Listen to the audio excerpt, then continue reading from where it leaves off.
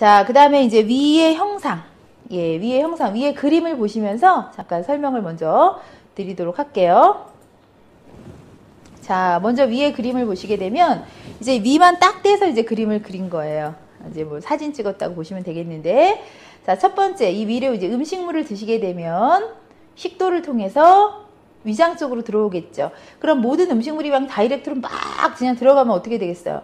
당연히 안 되겠죠. 이쪽에도 이제 문이 좀 하나 달려 있어야겠죠. 그래서 이 식도와 위장 사이의 이 문을 분문이라고 했어요. 분문부 이렇게 얘기했고요. 그 다음에 위장에서 음식물들이 다 저장을 하고 있다가 숙성을 거치고 이제 십이지장으로 소장으로 이렇게 이동을 할 때에 여기에도 문이 있어야겠죠. 예, 그 문을 유문 관략근이라고 했어요. 그래서 결국 음식물이 위장 안으로 들어왔다가 잘 숙성돼서 소장으로 옮겨져야 되는데 가끔 저희들이 너무 이제 오버해서 식사를 하시거나 그런 가끔 밖으로 역류해서 나갈 때 있으시죠? 예, 그거 이제 토한다고 얘기를 하는데 그럴 때 다시 위장에 있던 이 음식물들이 분문을 통해서 다시 거꾸로 올라와서 입으로 나오는 거잖아. 예, 굉장히 좋은 행위는 아니죠? 그때마다 위장이 한 번씩 뒤집어진다 이렇게 생각을 하시면 돼요. 그래서 우리 위장은 크게 형상이 식도와 연결되는 분문부와 그 다음에 소장과 연결되는, 엄밀하게 따지면 소장이라고 하지 못하는 십이지장은 이제 그 비장에 속하거든요. 예, 그런데 동양의학에서는 이 십이지장을 이제 이 비장으로 연결을 하지만 서양의학에서는 소장으로 연결하기 때문에 소장이라고도 했다가 비장이라고도 했다가 제가 그렇게 말씀을 드리는 거예요. 그건 다시 한번 설명을 드리도록 할게요. 그래서 유문부가 있어요. 그래서 유문부에서 분문부까지 이렇게 큰 파트로 나뉘게 되고, 그 다음에 이 안에 보시면 참 재미있는 게, 지금 여기 보시면 이 식도에서 위장으로 들어오는 이 분문부 이쪽 있죠? 이 선, 요 선에 있는 혈자리 이름 하나 미리 예습으로 알아두시면 참 재미있는데, 여기 이제 하나 써보세요. 불용이란 혈자리 이제 위경맥에 나오실 거예요. 이 불용, 이 불용이란 혈은 저 너무 재밌어서 기억에 잊혀지지가 않아요. 전 항상 이 불용을 이렇게 어기는 사람 중에 하나인가 봐요.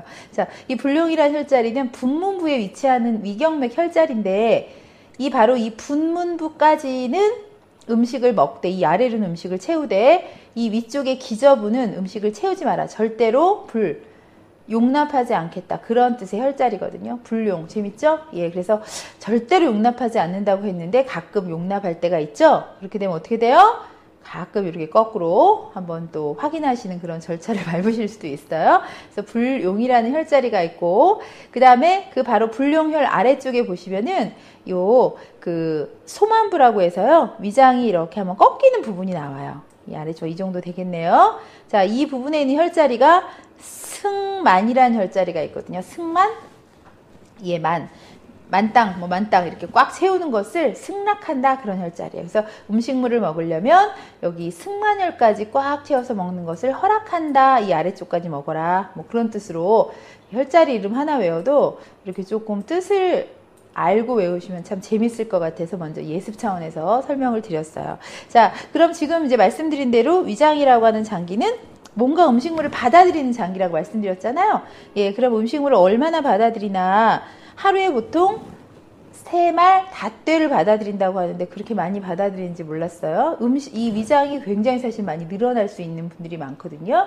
그것이 이제 위장이 크신 분들은 이 위장이 타고날 때 크게 타고난 것도 물론 있겠지만 그 신축성, 얼마나 쭉쭉 늘어날 수 있냐, 그거에 따라서 음식을 많이 담을 수도 있고, 우리 주머니 생각하시면 되잖아요.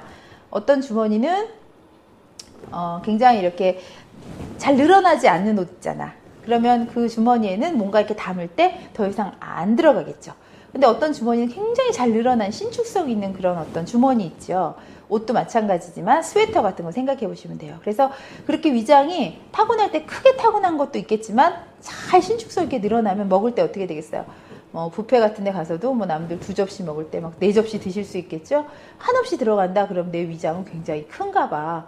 빵꾸 안 나죠, 위장. 웬만해서 자꾸 늘어나는 거예요. 그래서 이 위장이라고 하는 장기는 사람에 따라서 겉의 모양, 이렇게 겉의 생김새가 이렇게 크다 그래서 위장이 크게 그렇게 생긴 건 아니지만 위의 신축성과 어떤 그 연동작용이 얼마나 활발하게 할 수 있냐에 따라서 음식물을 좀 많이 보관할 수도 있고 적게 보관할 수 있어요. 근데 보통 한 3말 정도, 3말 닷대 정도 이제 보관을 하는 요 장소라고 해요. 굉장히 많이 보관하는 것 같아요. 그리고 하루에는 보통 한 닷대 정도의 대변을 논다고 하니까, 만약에 이제 닷대를 일주일에, 뭐 5, 7이 35 하면 하루에 먹은 음식물을 예를 들어서 일주일 동안은 간다는 얘기잖아요. 그래서 위장이 완전히 비는 시간은 7일이 걸린다고 하죠. 그래서 사람이 7일 동안 굶으면 죽는다. 뭐 그렇게 여기서 나온 말인 것 같은데, 위장이 그 정도의 큰 어떤 용량을 가지고 있다. 그래서 위를 큰 창고다. 이렇게 얘기를 하는 거예요. 자, 여러분들 다시 교재로 가보시고요. 자, 그럼 지금 설명드린 걸 조금 여기 정리를 해드려 봤어요. 필기하시지 않기 위해서. 위장이라고 하는 장기는 음식물이 정말 많이 들어가죠. 오미가 다 그냥 별맛이 다 들어가죠. 뭐 짠맛, 단맛, 온갖 걸 다 먹기 때문에 시장이라고 표현해서 복잡하다. 음식물을 아주 많이 받아들이고, 그리고 위를 큰 창고, 아주 큰 창고다. 3말 닷대나 받아들일 수 있대요. 엄청 많은 양이죠. 쌀로 따져보시면, 그죠? 그래서 밥통이라고도 표현을 하고, 그리고 일주일이 돼야 3말 닷대를 내보내기 정상적일 때, 보통 사람일 때, 그래서 7일 동안 먹지 않으면 위에 있는 진액이 다 말라서 죽게 된다. 이렇게 얘기를 하는 것 같아요. 그래서 위라고 하는 형상 눈으로 이렇게 익혀두시고, 아까 분문부와 유문부, 분문부 위쪽으로는 식도, 유문부 아래쪽으로는 바로 이제 십이지장이 시작된다는 거 기억을 좀 하시고요.